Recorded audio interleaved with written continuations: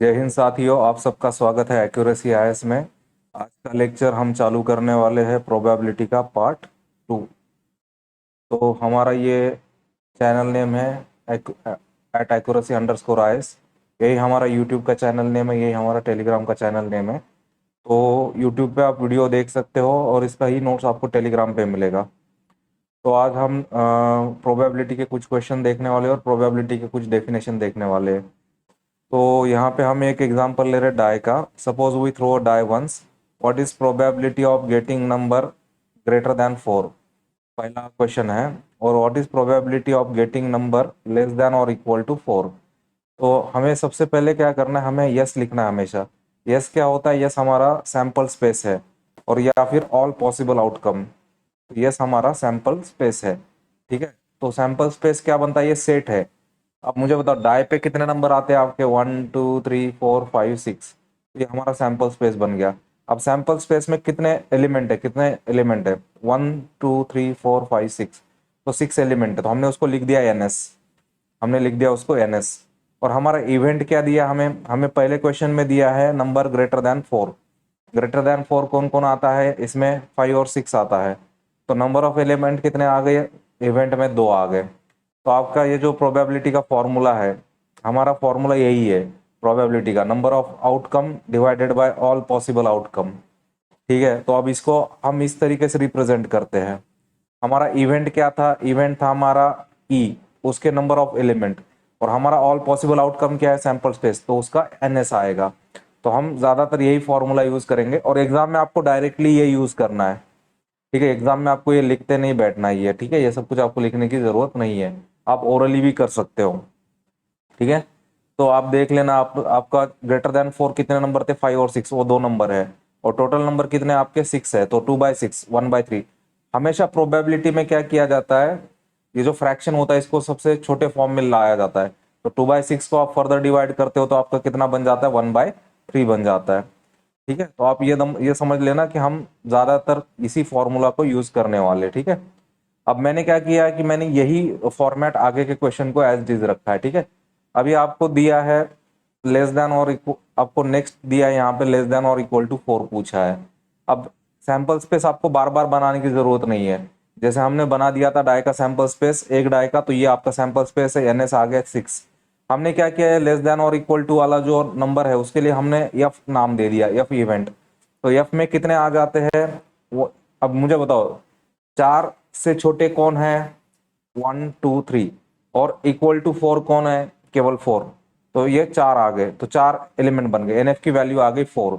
तो यही फॉर्मूला आपने लिखा है, बस यहाँ पे मैंने इवेंट ई की जगह F लिख दिया। तो आप यहाँ पे PF लिखोगे, देखो नीचे का तो आपका सेम रहेगा हमेशा। NS क्या है? टोटल है, ठीक है। NS क्या है? ये टोटल आउटकम है, तो ये हमेशा NS ही रहेगा। ऊपर का आपने क्या लिखा? NF लिखा। ये था 4, ये था 6, क्या आ गया आपका? 2/3 आ गया। देखो E और F ये क्या है? नॉन एलिमेंट्री है, क्योंकि आपने कल एलिमेंट्री का डेफिनेशन देखा था। एलिमेंट्री इवेंट का डेफिनेशन क्या था? लास्ट वाले लेक्चर में आपने देखा था। एलिमेंट्री इवेंट का डेफिनेशन क्या होता है? जिसमें आउटकम कितना आता है? केवल एक आउटकम आता है, उसको आप एलिमेंट्री इवेंट बोलते हो। अब मुझे बताओ ई में कितने आउटकम आए थे? आप यहाँ पे देख लेना, ये आपका ई है। तो ई में आउटकम कितने आ गए? 5,6। तो इसमें 2 आउटकम आ गए थे, तो ये आपका 2 आउटकम वाला है, तो ये आपका नॉन एलिमेंट्री हो गया। आपके एफ में कितने आउटकम आ गए थे? यहाँ देखना, यहाँ पे ये आपके एफ के आउटकम है। एफ के आउटकम कितने आ गए? 4 आ गए। तो आपके एफ के भी आउटकम एक से ज्यादा है, तो आप इसको बोलोगे नॉट एलिमेंट्री इवेंट्स। लेकिन आपको मालूम है फिर भी क्या होता है? फिर भी जो आपका ई का प्रोबेबिलिटी था और एफ का प्रोबेबिलिटी, दोनों का एडिशन करोगे, 1/3 प्लस 2/3, 3/3 इज इक्वल टू 1। तो आप फिर भी वो क्या आता है? 1 आता है। तो हम यहाँ क्या देख रहे हैं? हमारा प्रोबेबिलिटी जो है वो मैक्सिमम कितना आता है? मैक्सिमम प्रोबेबिलिटी का वैल्यू आता है 1। तो यहाँ पे मैंने आपको समझने के लिए लिखा है कि जो वर्डिंग होती है, वर्डिंग में आपको कंफ्यूज नहीं होना है। आपको बोला है अगर ऐसे ऐसे दिया जाता है नॉट ग्रेटर देन 4, इसका मीनिंग क्या है? गेटिंग नंबर लेस देन और इक्वल टू 4। ये दोनों का मीनिंग एक ही होगा। अगर आपको एग्जाम में ऐसे दिया जाता है नॉट ग्रेटर देन 4, या फिर गेटिंग नंबर लेस देन और इक्वल टू 4। तो ये दोनों एक ही सेंटेंस है। दोनों का मतलब होता है आपको वो नंबर लेना है जो 4 से छोटे है या फिर वो 4 के बराबर है। तो ये दोनों को बस सेंटेंस का रिफ्रेमिंग है। तो ये समझने के लिए यहाँ पे आपको मैंने दिया है। अब हम यही फॉर्मूला यूज करने वाले, देखो हमने यहाँ पे जो फॉर्मूला यूज किया हम उसको यूज करने वाले आगे। आपको दिया है box contain 3 blue 2 white 4 red. अगला क्वेश्चन, ठीक है, marbles. If marble is drawn, ठीक है, एक मार्बल आपने ड्रॉ करी है तो क्या मिलेगा? What is probability first white फिर ब्लू फिर रेड। तो आप क्या करोगे, सबसे पहले यस लिखोगे। यस क्या होता है? All possible outcome. अब आपके पास सारे बॉल कितने हैं? 3 ब्लू है, सेट में लिखा है, 2 व्हाइट है, 4 रेड है। तो आप ये एडिशन करोगे, कितना होगा? 3 2 4 9 हो जाएगा। तो एनएस की वैल्यू कितनी आ गई आपकी? 9 आ गई। व्हाइट के लिए हम क्या करते हैं? व्हाइट इवेंट के लिए हम डब्ल्यू से रिप्रेजेंट करते हैं। तो व्हाइट में कितने आएंगे? 2 व्हाइट मार्बल आएंगे, तो हम उसको लिखेंगे एन डब्ल्यू। तो एन डब्ल्यू कितना आया आपका? 2 आया। अभी probability of marble is white, वही फॉर्मूला लिखना है। ये देखो, ये आपको लिखने की जरूरत नहीं बार बार, बस आप इसको भी लिख लोगे ना, ये वाले को। यहाँ पे जब हम ई लिख रहे थे तो इवेंट था, अभी व्हाइट मार्बल तो हमने ई की जगह पे क्या लिख दिया? यहाँ पे ई की जगह पे हमने यहाँ पे डब्ल्यू लिख दिया। तो हम हमारे समझने के लिए इस चीज को चेंज करते रहते हैं, और बस जो नीचे का है उसको सेम लिखेंगे, एनएस, ठीक है। तो आपके व्हाइट मार्बल कितने? 2, और टोटल मार्बल कितने? 9। या अब ये डिवाइड होता है कि फर्दर नहीं होता है, तो 2/9 रख देंगे। ब्लू के लिए क्या आएगा? ब्लू के लिए आपके पास है 3 ब्लू मार्बल है, तो एन बी कितना आ गया? 3 आ गया। तो वही फॉर्मूला ब्लू के लिए लिखेंगे, क्या होगा आपका? 3/9 हो जाएगा। देखो यहाँ पे वही फॉर्मूला है, सब सेम है, तो ये 3/9 आ जाएगा, तो ये आपका हो जाएगा 1/3। अब सेम फॉर्मूला आप रेड के लिए यूज करोगे। रेड में कितने आपके? 4 है, तो रेड के लिए आंसर क्या आएगा? 4/9 आएगा। तो ये 4/9 ही रहेगा, ये 4/3 नहीं आएगा, ठीक है। तो आपका आंसर क्या आ गया? ये 4/9। अगर ये आप एडिशन करके देखते हो, व्हाइट मार्बल का प्रोबेबिलिटी प्लस ब्लू का प्लस रेड का, आप सबका एडिशन करके देखते हो, तो देखो व्हाइट का आपका कितना था? यहाँ पे 2/9 है, व्हाइट का 2/9 है। आप ब्लू का ये ले लेना, 3/9 ले लेना, ठीक है। ब्लू का 3/9 है और इसका 4/9 है। अगर एडिशन कर दोगे तो 9/9 हो जाएगा, आपका 1 आएगा, ठीक है। तो जब सारे अब उसका प्रोबेबिलिटी निकालते हो तो फाइनल 1 आ जाता है। अभी हम इसका थोड़ा सा नेक्स्ट क्वेश्चन देख रहे हैं। A carton consist of 100 shirts. Next question चालू हो रहा है हमारा, ठीक है। A carton consist of 100 shirts, उसमें से 88 क्या है? गुड है, 8 में माइनर डिफेक्ट है, 4 में मेजर डिफेक्ट है। तो आप चाहिए तो इनको ऐसे लिख सकते हो, मतलब लिखने के लिए आपके जो टोटल है एनएस वो कितने हैं? 100 शर्ट। यहाँ पे आपको यस सेट बनाने की जरूरत नहीं है, ठीक है। एनएस आपका 100 हो गया। अब आपको क्या है? 88 गुड है, 88 गुड है, 8 में आपका माइनर डिफेक्ट है, और बचे हुए 4 में आपका मेजर डिफेक्ट है, ठीक है। अब आपको यहाँ पे कंडीशन दी है, क्या बोला है? जिमी, जिमी कौन से एक्सेप्ट करेगा? Will only accept shirts which are good. तो जिमी केवल गुड शर्ट को एक्सेप्ट करेगा, और सुजाता जो है अलग है। Sujata another tailor only reject shirt with major defect. तो सुजाता रिजेक्ट करती है मेजर डिफेक्ट वाली। तो आपको एक शर्ट का प्रोबेबिलिटी निकालना है जिमी के लिए और सुजाता के लिए, ठीक है। मतलब जो जिमी को एक्सेप्टेबल शर्ट है और सुजाता को एक्सेप्टेबल शर्ट है। तो हम क्या करेंगे? हम सबसे पहले तो हमारा एनएस बन गया 100 टोटल शर्ट। अब हम जिमी का केस लेते हैं। जिमी कौन से शर्ट लेता है? गुड शर्ट लेता है। गुड शर्ट कितने हैं? 88 है। तो ये एनजे हो गया, मतलब जिमी का सेट। तो देखो फॉर्मूला वही लिखा है हमने, ये आउटकम, ये ई की जगह जे लिखा है, बाकी नीचे आपका टोटल ऑल, ठीक है। अब देखो ये आपका एनजे बाय एनएस, तो good shirt, Jimmy good shirt लेता है, भाग डिवाइड बाय टोटल शर्ट। तो 88/100 कितना हो जाएगा? 22/25 हो जाएगा। आप चाहिए तो उसको फर्दर डिवाइड कर सकते हो, 0.88 कर सकते हो। अब सुजाता के केस में क्या है? ये रिजेक्ट करती है, कौन से? मेजर डिफेक्ट वाले। तो हमें रिजेक्ट वाला पूछा है क्या सुजाता का? नहीं, सुजाता एक्सेप्ट का पूछा है। तो सुजाता कौन से शर्ट एक्सेप्ट करेगी? 100 टोटल शर्ट में से आपको ये 4 मेजर डिफेक्ट वाले माइनस करने पड़ेंगे। तो 96 शर्ट सुजाता एक्सेप्ट कर सकती है। तो वो 96 आप ऐसे भी निकाल सकते थे, 88 good shirt plus 8 minor defect, तो 96 शर्ट आ गए। अब सुजाता के लिए मैं यहाँ पे यस यू यूज कर रहा हूँ, क्यों? क्योंकि हमारा नीचे यस यूज किया है। अगर सुजाता के लिए मैं यस यूज कर लेता तो आप कंफ्यूज हो जाते। तो सुजाता का प्रोबेबिलिटी का फॉर्मूला वही आएगा। ऊपर देखो, ऊपर आ रहा है आउटकम फॉर सुजाता और नीचे आ रहा है ऑल पॉसिबल। तो आप देख लो, सुजाता के शर्ट क्या थे, शर्ट रिजेक्टिंग 4 मेजर डिफेक्ट, तो सुजाता ने शर्ट कितने लिए 96, टोटल 100, तो ये हो जाएगा 24/25 या फिर 0.96 हो जाएगा। देखो हम यहाँ पे एक ही फॉर्मूला देख रहे, तो आप ये देख लेना हम यही फॉर्मूला देख रहे, इसमें आपको नीचे का है टोटल और ऊपर वो कितना लेगा उतना है, ठीक है। अभी हम एक इंपॉर्टेंट कंसेप्ट देख रहे हैं, ये कंसेप्ट को आप मार्क कर लेना, इसका यूज बहुत ज्यादा है, ठीक है। कॉम्प्लीमेंट ऑफ द इवेंट, ठीक है, कॉम्प्लीमेंट ऑफ द इवेंट, इसका सिंबल होता है ई बार होता है या ई डैश लिखते हैं कुछ लोग। तो हम इसको समझने के लिए अभी एक एग्जांपल ले लेते हैं। जैसे हमने कल कॉइन का एग्जांपल लिया था, कॉइन में क्या होता है, कॉइन में सैंपल स्पेस होती है एक कॉइन की h, t होती है। अगर आप कॉइन का निकालोगे ns तो कितना आ गया 2। अब आपको e है हेड आने का चांस, तो हेड कितना आता है आपका, हेड आता है आपका केवल एक हेड आता है, तो हेड का प्रोबेबिलिटी आपका कितना बन जाता है, अगर हेड का प्रोबेबिलिटी निकालोगे ये तो आपका हेड का प्रोबेबिलिटी आ जाता है 1/2। वैसे टेल का प्रोबेबिलिटी अगर f से दिखाते हो तो टेल का प्रोबेबिलिटी भी क्या आ जाता है 1/2, मतलब 2/2 इज इक्वल टू 1।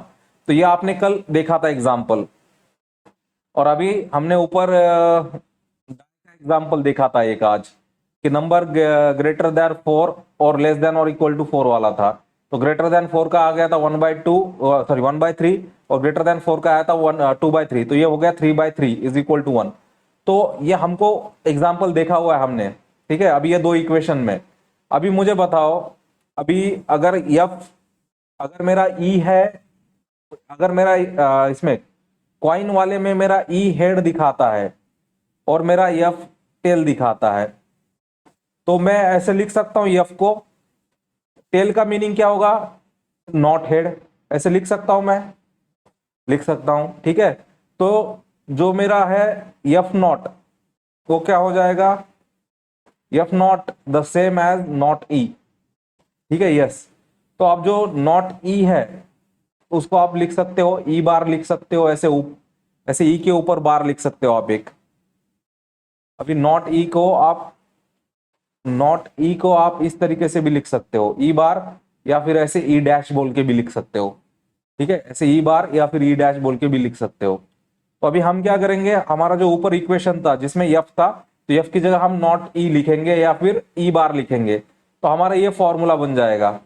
मतलब ये क्या हुआ, ये है, अगर हम कॉइन के एग्जांपल में ले ले तो हमारा P E plus P not E is equal to 1, मतलब ये है हेड वाला प्रोबेबिलिटी और ये है नॉट हेड वाला प्रोबेबिलिटी, दोनों का एडिशन करोगे तो क्या आएगा, 1 आएगा।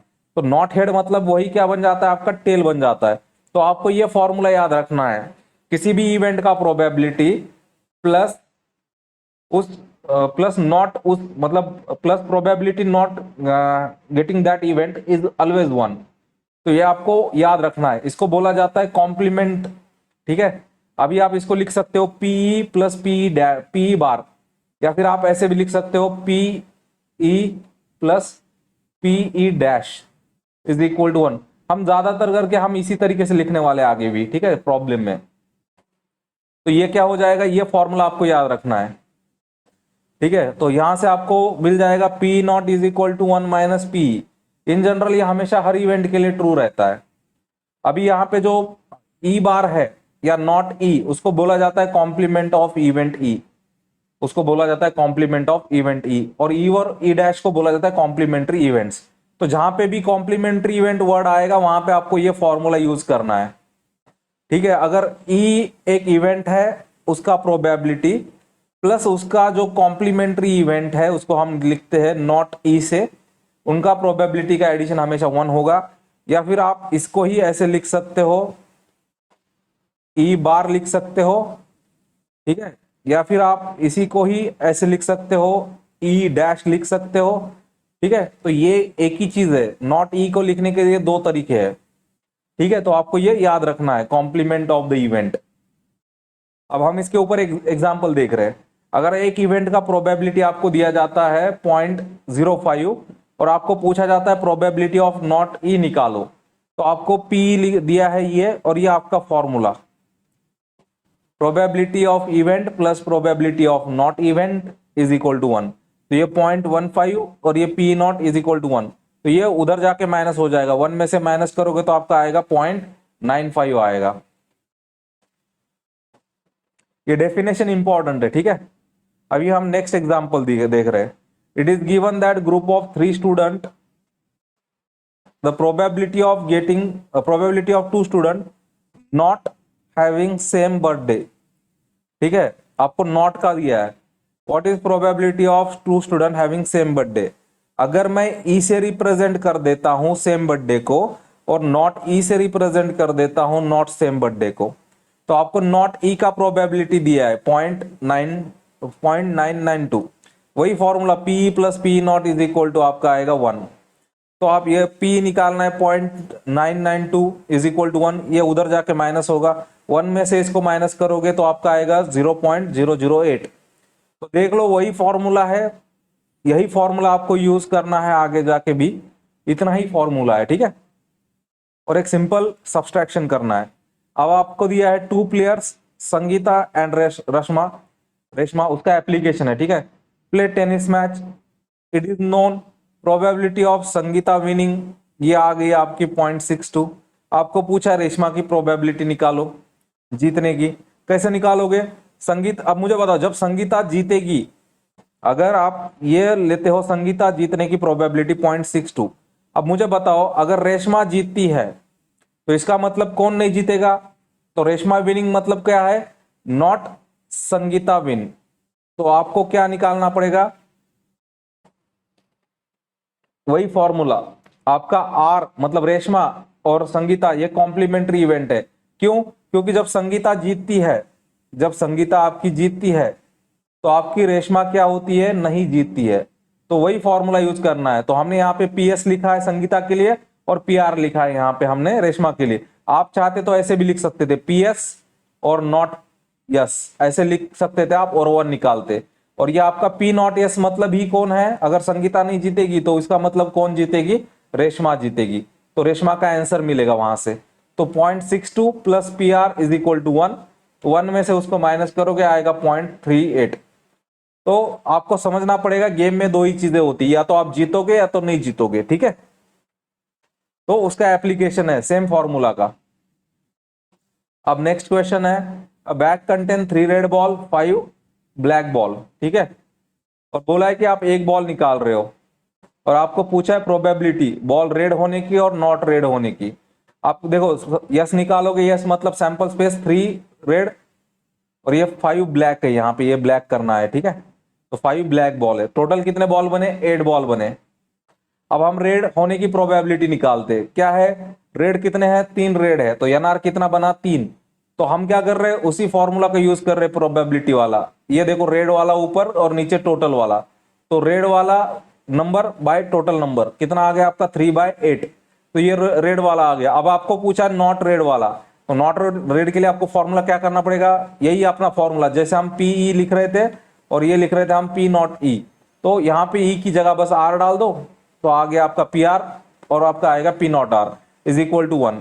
तो उसी को सॉल्व करो, P not R is equal to 1 minus P R, ठीक है। ये 1, ये 3/8 था, अब इसको क्रॉस मल्टीप्लाई करोगे 8/8 माइनस 3 हो जाएगा बाय 8, तो आपका आएगा ये 5/8 आ जाएगा, 5/8 आ जाएगा।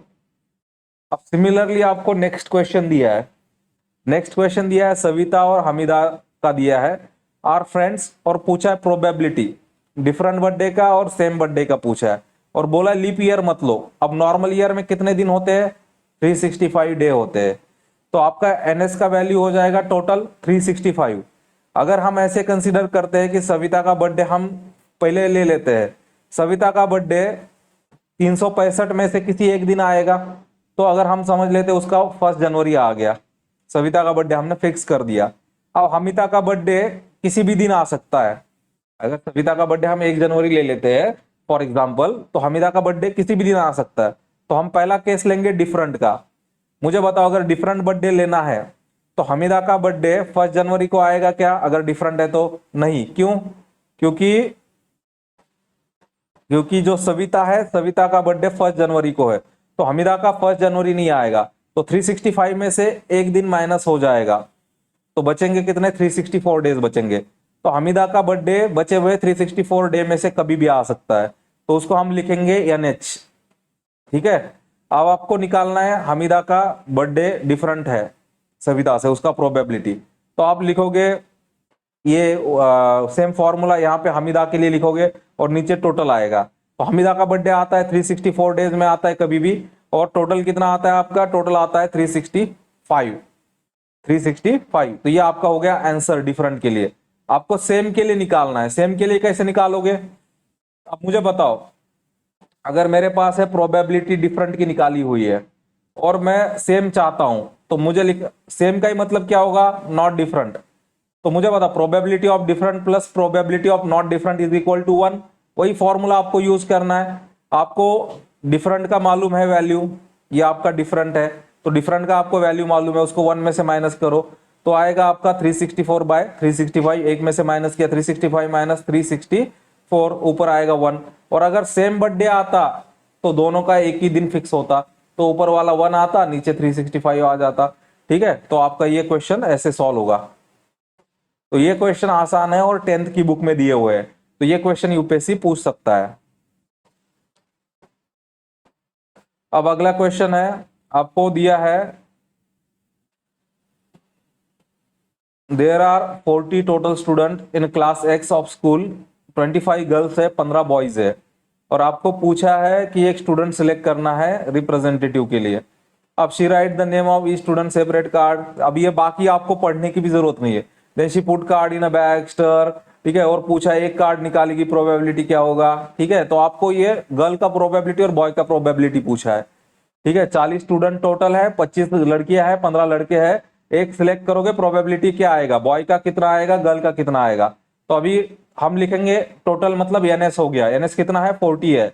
गर्ल के लिए NG लिखोगे, NG मतलब 25 लड़कियां है, NB मतलब 15 लड़के हैं।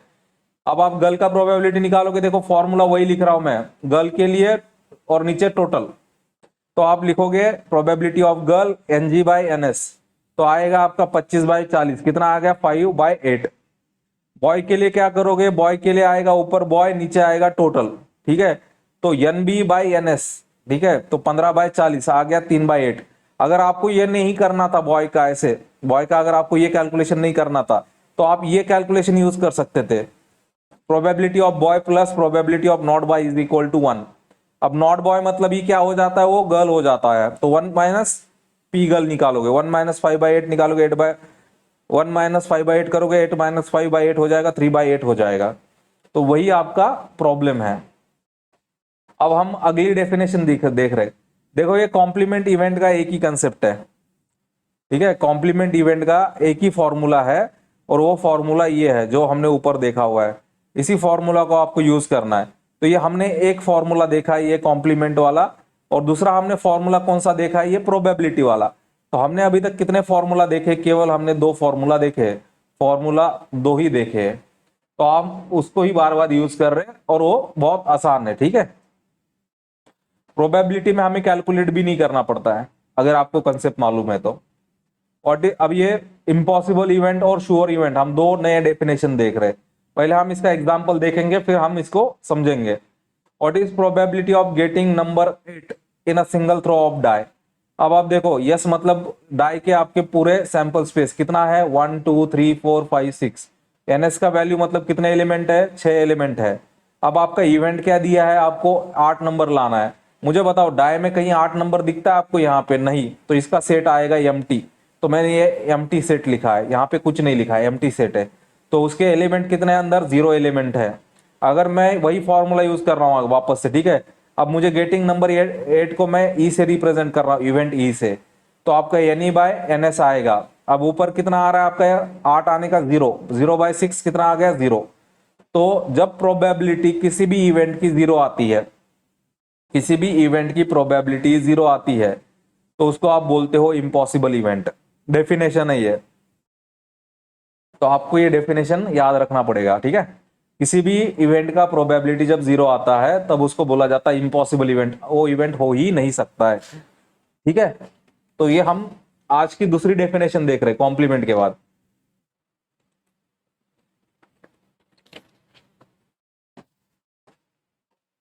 किसी भी इवेंट का प्रोबेबिलिटी 0 होता है तो उसको बोला जाता है इम्पॉसिबल इवेंट। अब हम नेक्स्ट डेफिनेशन देख रहे हैं, उसके लिए हम एग्जांपल ले रहे हैं। What is probability of getting, I found this on the web for when is the probability 0 possible? Sorry ये बीच बीच में सीरी ऑटोमेटिक एक्टिव हो जाता है, ठीक है। What is probability of getting number less than 7 in a single die. तो ये die के आपके आउटकम है 1 2 3 4 6 और आपका एनएस का वैल्यू आ गया 6। आपका यहाँ पे इवेंट पूछा है आपको नंबर लेस देन 7। मुझे बताओ ये सारे लेस देन 7 है क्या? 1 2 3 4 5 6, यस। तो ये सारे के सारे आपके क्या है? 1 2 3 4 5 6, सारे के सारे 7 से कम है। तो आपका जो नंबर ऑफ एलिमेंट है यहाँ पे इवेंट के लिए 6 आ गया। तो आप प्रोबेबिलिटी निकाल रहे हो नंबर लेस देन 7। तो देखो आपका इवेंट का आउटकम बाय टोटल आउटकम, ये भी 6 था, ये भी 6 था, 6/6 1 आ गया। तो जिस इवेंट का प्रोबेबिलिटी 1 आता है, जिस इवेंट का प्रोबेबिलिटी 1 आता है उसको बोला जाता है श्योर इवेंट या सर्टन इवेंट। देखो प्रोबेबिलिटी जब 0 आएगा तो इम्पॉसिबल इवेंट, और जब प्रोबेबिलिटी 1 आएगा तो उसका नाम है श्योर इवेंट और सर्टन इवेंट। ये कंफर्म होगा ही होगा, इसका मतलब ये है। अब मुझे बताओ अगर किसी स्टूडेंट का अगर 100% एक्यूरेसी है सीसैट में या जैसे जीएस में, और वो समझो 70 क्वेश्चन अटेम्प्ट करता है, तो उसका जीएस में नंबर हो जाएगा 140 हो जाएगा। और अगर यही वो 60 क्वेश्चन इसमें अटेम्प्ट करता है सीसैट में, तो वो कितना हो जाएगा? उसका 150 नंबर हो जाएगा यहाँ पे। अब मुझे बताओ जिसका जीएस में 140 और सीसैट में 150 नंबर आ जाएगा, तो उसका प्री निकलना तो श्योर है। तो ऐसे को श्योर इवेंट या सर्टन इवेंट बोल दोगे आप, ठीक है। तो तब प्रोबेबिलिटी कितना आता है आपका, ये याद रखना, श्योर इवेंट का प्रोबेबिलिटी होता है 1। अभी हम यहाँ पे समझ रहे कुछ चीजें, ठीक है। अभी प्रोबेबिलिटी में क्या होता है, ऊपर आपका न्यूमरेटर होता है, मतलब ऊपर होते हैं आपके आउटकम ऑफ इवेंट होते हैं, और नीचे क्या होता है डिनोमिनेटर में ऑल आउटकम होते हैं। तो ऊपर आपका ये जो है और ये नीचे टोटल है।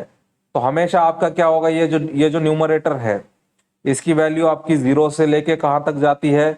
अब समझ लो हम डायस के केस में हम इसको 6 ले रहे थे, तो अभी हमने देखा इसकी वैल्यू कहाँ तक जा रही थी, 0 से लेके 6 तक जा रही थी। तो 6/0 कितना आया था हमारा?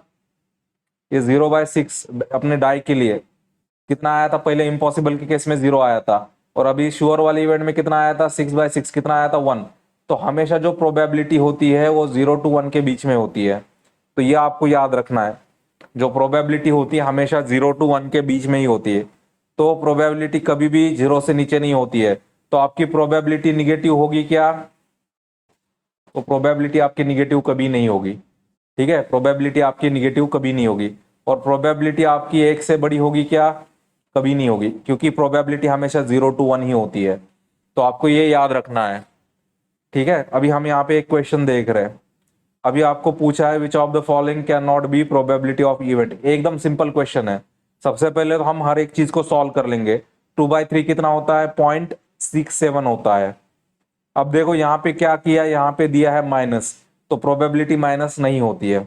अब ये 15% को कैसे लिखोगे आप? 15/100। हमेशा परसेंटेज को नॉर्मल इसमें कन्वर्ट करना, कितना आएगा? 0.15 आएगा। और ये तो 0.7 दिया हुआ ही है।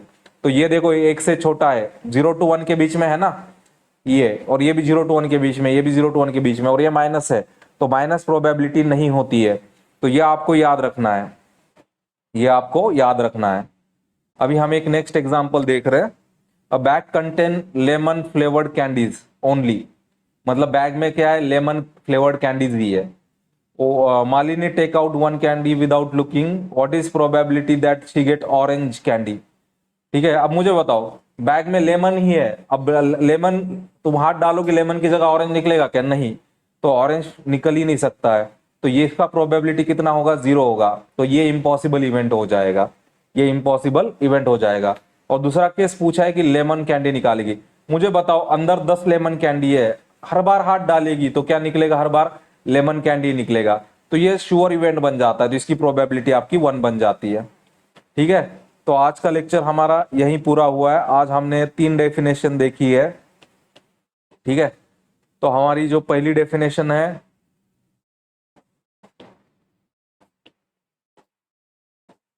तो हमारी जो आज की पहली डेफिनेशन है, अभी यहाँ पे हम थोड़ा रिवाइज कर लेते। हमारा जो पहला पार्ट था वो था कॉम्प्लीमेंट ऑफ इवेंट, अगर आपका इवेंट, हमारा पहला पार्ट था कॉम्प्लीमेंट ऑफ इवेंट, अगर हमारा इवेंट ई है तो दूसरा जो होगा वो नॉट ई होगा। मतलब आपका हेड था तो नॉट हेड क्या हो जाता है, आपका टेल हो जाता है। तो probability of event plus probability of not event is equal to 1, ये आज हमने देखा है। दूसरा हमारा जो फॉर्मूला है प्रोबेबिलिटी का, हमेशा प्रोबेबिलिटी का फॉर्मूला क्या है, नीचे हमारा टोटल आएगा, एनएस से लिखेंगे हम उसको, ऑल आउटकम बोल के, और हमारा ऊपर आएगा यानी मतलब इवेंट के आउटकम। ठीक है, अभी हमने देखा है, नेक्स्ट कंसेप्ट देखा हमारा इम्पॉसिबल इवेंट। इम्पॉसिबल इवेंट में प्रोबेबिलिटी हमेशा क्या होती है, 0 होती है। जहां पे भी प्रोबेबिलिटी 0 आएगा वो इम्पॉसिबल इवेंट हो जाएगा। और दूसरा होता है आपका श्योर और सर्टन इवेंट, तो उसका प्रोबेबिलिटी हमेशा कितना होता है आपका, हमेशा उसका प्रोबेबिलिटी होता है 1। तो ये आपको याद रखना है। तो आज का लेक्चर हमारा यही पूरा हुआ है। तो अगर आपने चैनल सब्सक्राइब नहीं किया, यूट्यूब चैनल आप सब्सक्राइब कर देना, और इसका नोट्स मैं टेलीग्राम पे डालता हूँ। ठीक है, और दूसरा मैंने आपको अभी यहाँ जो बोला है, ऐसे क्वेश्चन में हमेशा उसको सिंप्लीफाई करना, सिंप्लीफाई करके ही आपका आंसर करेक्ट आएगा, जल्दबाजी में करोगे तो गलत हो जाएगा। और दूसरा, आपने टेलीग्राम चैनल ज्वाइन नहीं किया तो टेलीग्राम चैनल आप ज्वाइन कर लेना, और टेलीग्राम पे इसका मैं आपको नोट्स अपलोड कर रहा हूँ। देखो डेली मैं एक वीडियो डाल रहा हूँ, क्योंकि नोट्स बनाने में टाइम लगता है, और मुझे प्रॉब्लम सॉल्व करने में, एक सिंपल फॉर्मेट सेट करने में भी टाइम लगता है, ताकि मतलब मैं एक ही फॉर्मेट में आपको पढ़ाता जाऊं। क्योंकि देखो बुक में क्या होता है, बुक में वो अलग अलग तरीके से लिखा होता है, तो मैं हमेशा एक फॉर्मेट सेट करता हूँ, उसी फॉर्मेट में फिर नोट्स को अरेंज कर देता हूँ। ठीक है, तो इसमें टाइम लगता है। तो जैसे आप समझ लो कि मैं मतलब पहले मॉर्निंग में वीडियो डाल रहा था, लेकिन आप ये समझ लो कि अभी मेरा ऐसा हो रहा है कि एक दिन में एक लेक्चर ले रहा हूँ। ठीक है, मैंने आपको पहले भी बोला है, वीडियो बनाने में मुझे ज्यादा टाइम नहीं लगता है। जो वीडियो का आप ड्यूरेशन देखते हो वो, और प्लस 5 मिनट सेटअप का, मेरा जो मैक्सिमम टाइम जाता है वो नोट्स बनाने में जाता है। थोड़ा सा इसमें आप ये कर लेना, जैसे मॉर्निंग की जगह इवनिंग में अगर वीडियो आता है, आप बस वीडियो देखते रहना डेली, और आप उसके नोट्स को प्रैक्टिस करते रहना।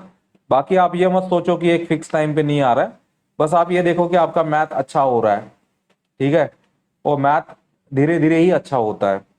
और आप ये समझ लेना, अभी जिस लेवल पे मैं पढ़ा रहा हूँ, मुझे भी मालूम है कि बहुत सारे यूट्यूबर नोट्स नहीं देते हैं, या बिना नोट्स के पढ़ाते हैं, या वो सीसैट को बहुत मजाक में पढ़ाते हैं। मजाक में मैं इसलिए बोल रहा हूँ क्योंकि मैं जिनका भी वीडियो देखा हूँ सीसैट का, वो ज्यादातर शॉर्टकट में ही पढ़ाते हैं, कोई नोट्स नहीं देते, कुछ नहीं देते। और बहुत सारे स्टूडेंट ऐसे होते जो मैथ बैकग्राउंड के नहीं है, तो वो या तो नोट्स लिख ले या तो मतलब समझ ले। तो इसलिए मैं नोट्स आपको प्रोवाइड कर रहा हूँ। तो आपको लिखते बैठने का ज्यादा आप लोड मत लेना, बस आप रेगुलरली दोनों चैनल को आप फॉलो करते रहना। तो हमारा जो चैनल का नेम है वो इसी तरीके से है, @accuracy_is। ठीक है, ये हमारा चैनल नेम है। और दूसरा ये है कि आपको अगर जीएस के रिगार्डिंग आपको कुछ भी मतलब गाइडेंस चाहिए, या कोई भी आपको सब्जेक्ट है जिसके रिगार्डिंग आपको कोई इश्यू है, तो आप मुझे कमेंट में बता देना यूट्यूब पे, और टेलीग्राम पे आप मुझे मेरे पर्सनल नंबर पे बता देना कि जीएस में आपको किस चीज में चाहिए। और दूसरा, आप मुझे ये भी बता देना कि जैसे आपने मेरा अभी सीसैट का टीचिंग मेथड देखा है या नोट्स देखा है, तो उसके हिसाब से आप जीएस में से मुझे मतलब कौन सा सब्जेक्ट रिकमेंड करोगे पढ़ाने के लिए। जैसे सब्जेक्ट हमारे हैं ना, जैसे हिस्ट्री है, ज्योग्राफी है, ठीक है, जैसे पॉलिटी है, उसके बाद हमारा जैसे इकोनॉमी है, साइंस है, एनवायरनमेंट है। ठीक है, और जैसे आपका क्या बचा है इसमें, हिस्ट्री, ज्योग्राफी है, पॉलिटी, एनवायरनमेंट, साइंस है। ठीक है, उसके बाद करंट है। तो आप मेरे को ये बता सकते हो कि मतलब इसमें से कौन सा सब्जेक्ट आपको लगता है कि मैं बेटर वे में पढ़ा सकता हूँ। देखो मेरा पढ़ाने का मेथड सेम रहता है, मतलब मैं नोट्स प्रिपेयर करता हूँ किसी भी सब्जेक्ट का, उसको सीक्वेंस में अरेंज करता हूँ, और उसका जो की कंसेप्ट होता है उसको अरेंज करता हूँ।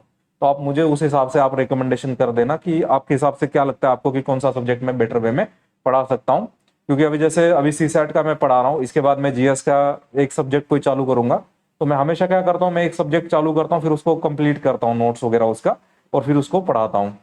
जैसे आपको लगता है कि आपको मतलब पॉलिटी में ज्यादा रिक्वायरमेंट है अभी, जैसे लक्ष्मीकांत में नए टॉपिक आए हैं, या जैसे आपको लगता है कि नहीं मुझे मतलब जैसे मुझे अभी आपके हिसाब से लगता है आपको कि एनवायरनमेंट में आपको ज़्यादा रिक्वायरमेंट है, या जैसे आपको लगता है इकोनॉमी में या साइंस में या जैसे हिस्ट्री में या ज्योग्राफी में किसी एक सब्जेक्ट में, तो आप मुझे वो सब्जेक्ट रिकमेंड करना कि जो आपको लगता है कि मैं मतलब मेरे पढ़ाने के बाद या इस तरीके के नोट्स देने के बाद आपका मतलब जैसे वो सब्जेक्ट, जैसे आप एक सब्जेक्ट मुझे रिकमेंड कर देना कि जो सब्जेक्ट अगर आपको सही ढंग से पढ़ाया जाए तो आपका प्रीलिम निकल जाए जीएस में।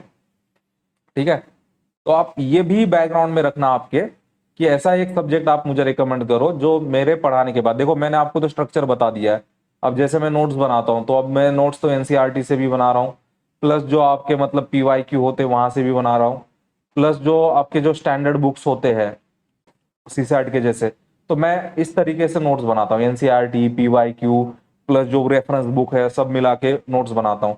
तो आप मुझे एक ऐसा सब्जेक्ट रिकमेंड कर देना जिस जो अगर मैं पढ़ाता हूँ तो आप प्री डेफिनेटली आप क्वालिफाई हो जाओगे। ठीक है, और आप ये समझ लेना कि मैं सब्जेक्ट ऐसे धीरे धीरे ही पढ़ाऊंगा, थोड़ा थोड़ा करके, क्योंकि एक साथ कोई भी सब्जेक्ट आप पढ़ लेते हो तो फिर आप भूल जाते हो बाद में, तो सब्जेक्ट कंसेप्चुअली पढ़ना होता है। तो आज की वीडियो हम यही पूरी करते हैं। Thank you for watching accuracy IAS.